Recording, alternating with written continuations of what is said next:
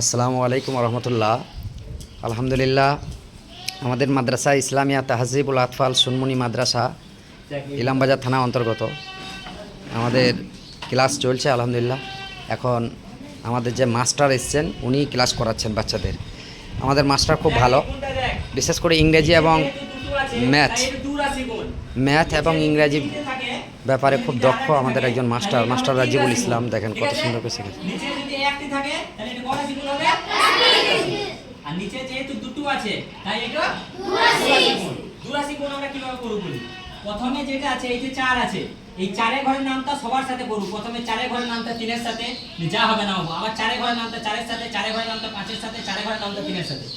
এইভাবে যে এক রাশি যেভাবে করেছি আমরা সেইভাবে করব। তারপর নিচে গুণের চিহ্ন দেব, তারপর আবার 2 এর ঘরের নামটা সবার সাথে করব। দেখ আমি বুঝেছি কিভাবে করব। প্রথমে 4 এর ঘরের নামটা 3 এর সাথে করব। তাহলে 4 3 12 2 হাতে থাকে 1। আবার 4 4 এবার 4 3 হয়ে গেল, এবার 4 4 16 আর হাতের 1 17 হাতের 7 হাতে কত থাকবে 1। আবার 4 এর সাথে 5 এর, এবার 4 5 20 আর হাতের 1 21 ঠিক এই ঘরটা সোজা নামাবো, হাতে থাকবে 2। আবার 4 এর সাথে এবার 3 এর, 4 3 12 আর হাতে 2 14। এবার দেখ অঙ্ক শেষ হয়ে গেছে, এবার কি করব 14 বসে যাবে। যদি অঙ্ক আরো থাকতো, এখানে যদি আরো অঙ্ক থাকতো 3 থাকতো, তাহলে 14 4 নামতো, হাতে 1 থাকতো। যেহেতু অঙ্ক শেষ হয়ে গেছে, অঙ্ক যেমনি শেষ হয়ে যাবে তেমনি যত থাকবে 20 22 24 25 যা হবে সব নেমে যাবে, ঠিক আছে? তখন আর হাতের 1 থাকবে না, এক রাশি হলো। এবার দু রাশি করার সময় নিচে একটা গুণের চিহ্ন দেবো, ঠিক আছে? এই ঘরটাতে গুণের চিহ্ন দেবো। এইবার যেভাবে 4 এর ঘরের নামটা সবার সাথে করলাম, ঠিক সেইভাবে এই 2 এর ঘরের নামটাও সবার সাথে করব, ঠিক আছে?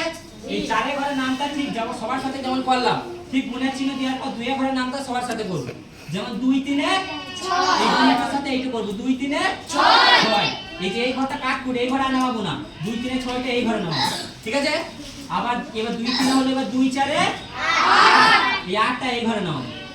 আবার 2 5 এ 10 10 এর 16 হাতে থাকবে 1। এবার 2 5 হলো, এবার 2 3 এ 6 আর হাতের 1 7 ঠিক এই ঘরটা নামাবো। এবার দু রাশি যেহেতু হয়ে গেছে, যেমনি এই অঙ্ক দুটোরই হয়ে যাবে। 4 এর ঘরের নামটা সবার সাথে হয়ে গেল, 2 এর ঘরের নামটা সবার সাথে হয়ে গেল। এবার একটা দাগ দিয়ে সোজা যোগ করব, ঠিক পরপর যেমন আছে তেমন যোগ করব। যেমন কাটকুট মানে কিছুই নাই, কিছু দাম নাই, তাহলে 2 আর কাটকুট যোগ করলে 2 হবে। আর 7 আর 6 যোগ করব, 7 আর 6 13 13 আর 3 হাতে থাকলো 1। আবার 8 আর 1 হাতে 10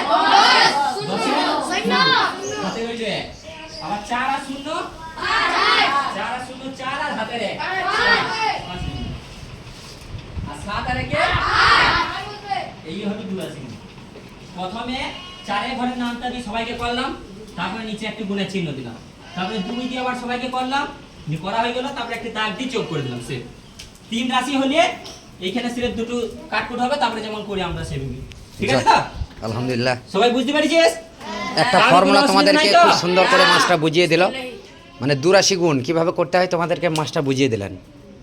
আলহামদুলিল্লাহ, ঠিক আছে, মাশাআল্লাহ। আসসালামু আলাইকুম রহমতুল্লাহ।